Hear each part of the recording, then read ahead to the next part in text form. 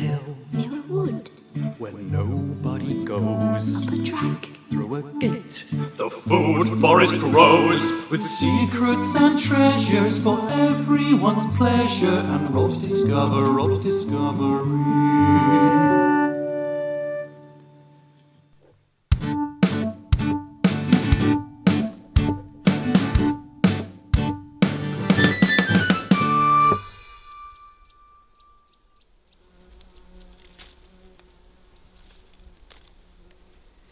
July, month of berries. The elderflowers are slowly turning into berries. In the greenhouse, the grapes are ready. I've been eating grapes for 2 weeks now. And the peaches, oh the peaches!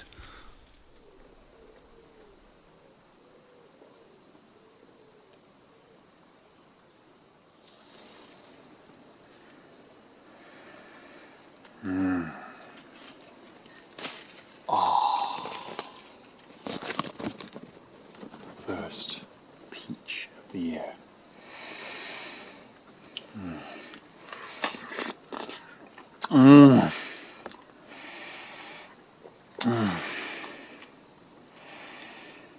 Peach. I could eat a peach for hours.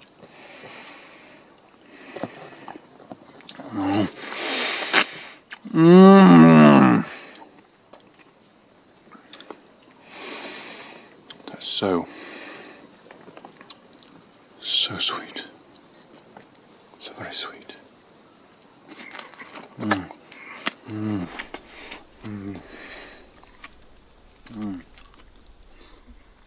That rabbit that's living under my shed, I keep trying to coax him out by laying treats and opening the gate, but he's insistent on living under the shed. He's going to get a bit lonely though. Rabbits don't like living apart, but I'm not sure what to do about it for now. The experiment of planting things in the grass. The tomatoes are probably doing the best. I've got some fruit from them, but they'll be better next year once I've kept the seed and replanted them. However, the tomatoes in the greenhouse are doing exceptionally well. Sweet, sweet fruits every day. And it's about this time of year I like to take cuttings from the tomatoes. It's a cheating way of propagating them next year. I stick them in a pot and then leave them, well not just leave them when I water them, but I leave them over the winter time, and then they will come to life next year in the springtime when I plant them, and I'll have a clone of this year's tomatoes. And as for the bees that moved under that drain cover last week, well,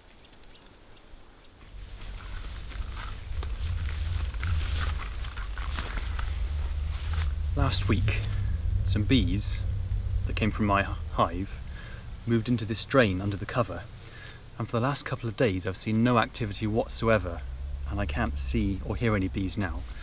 So I'm just going to open up the drain to see what's left in here, if anything.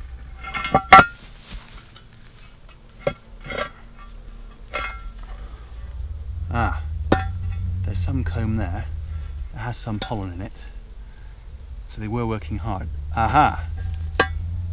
There's a lot more comb down the drain,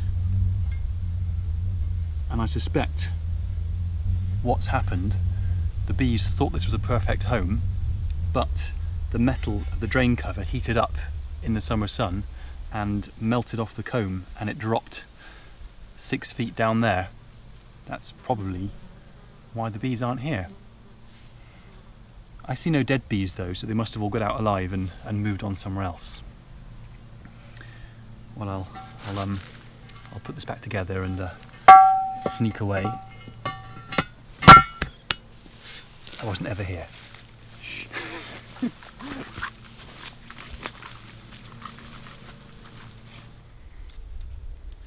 So we'll see what happens there.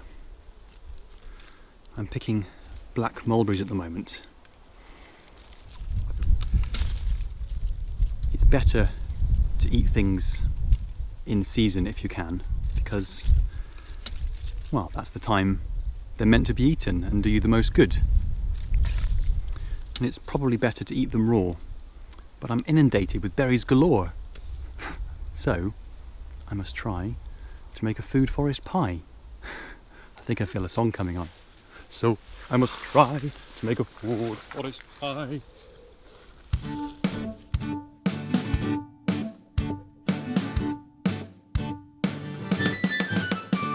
The month of July, berries I spy, fruit as far as the eye can see, far too much fruit just for me. So I must try to make a food forest pie.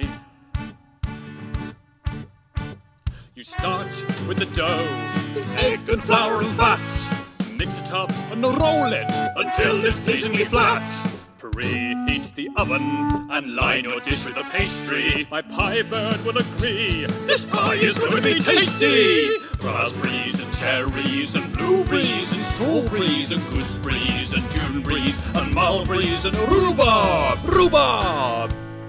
Bunches of berries are everywhere, so the right thing to do is make a pie to share. So I must try to make a food forest pie. Black currants and red currants and Worcesterberry and buffalo currants and chokeberries and loganberries and chuckleberries and tomatoes. Did you just say tomatoes? Uh-huh. But you can't put tomatoes in a summerberry pie. It's a food forest pie.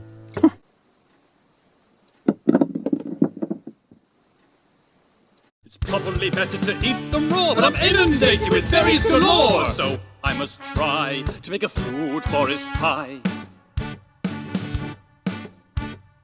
Into the oven and wait an hour, just enough time to have a shower. Food forest pie, a food forest pie. Hello, I'm just making some experimental pies. Yeah, I'm sure I can make some custard. Excellent! See you soon! Soon we shall try the food forest pie.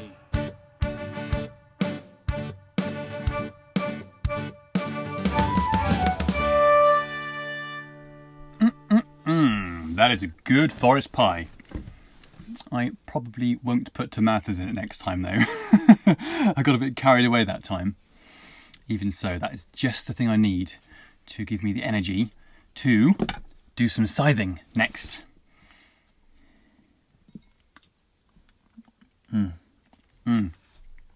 As good as that is, it sits a little bit heavily on the tummy, so I think I'll wait a few minutes.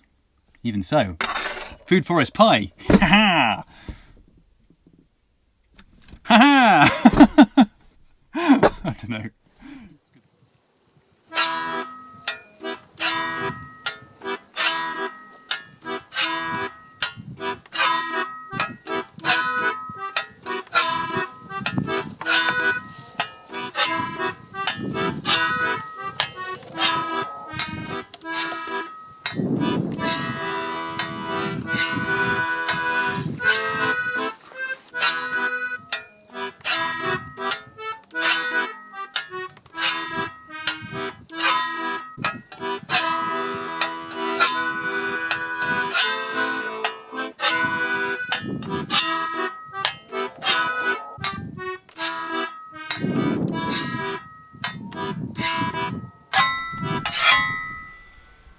The thing about a meadow, or a wildflower meadow in this case, is that they need management. They seldom occur naturally, and the main form of management is to cut them down once or twice a year so that the invasive, more dominant species don't dominate all the wildflowers. Well, it depends if it's a spring or summer meadow as to when you cut it, but this is predominantly a summer meadow because most of the flowers come out in the summertime. So I would normally do most of it at the end of August or beginning of September, but there's an area here where the ground is particularly rich and the grasses have begun to dominate, so there are fewer wildflowers. So I'm going to scythe it and hope that that will give the flower seeds that have just fallen from the flowers that have gone over time to seed themselves, and I'll do the rest of it later in the summertime.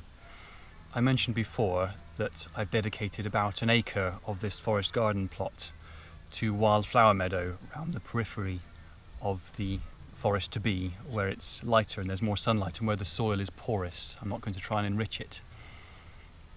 This is going to be a little bit embarrassing because I've not scythed for a year and I wasn't that great at it then, but it's a good demonstration and it needs to be done.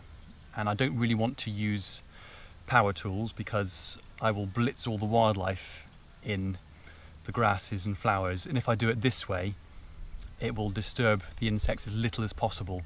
So I can cut it at the base and that will allow time for the creatures to escape. So here I go.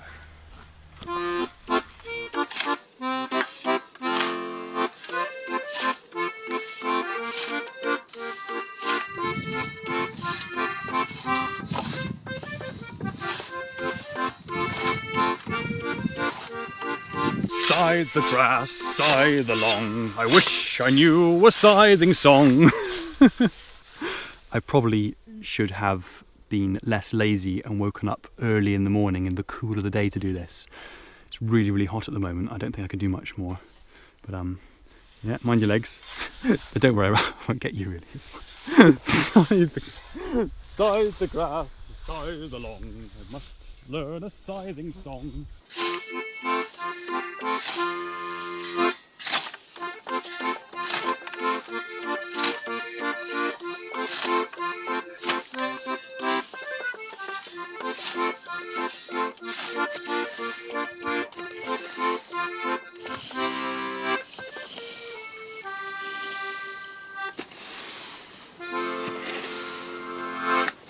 Rather than make hay with this, I'm going to collect up all this cut grass and dump it on the place I intend to make future vegetable beds.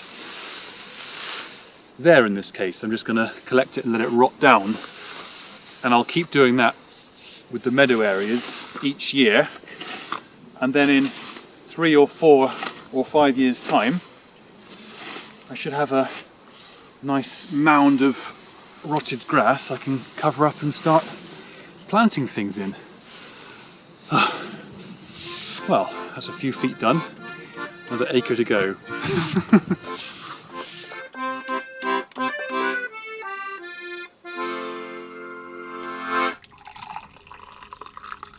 It's been such an exciting day today that I really needed something to calm me down.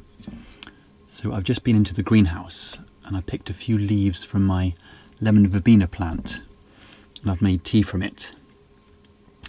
Lemon verbena is supposed to have a very calming effect on one, and on me it's positively soporific.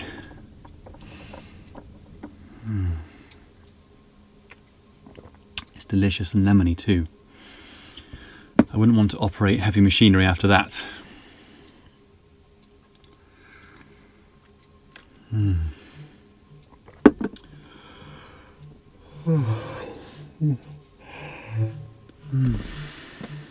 Good night.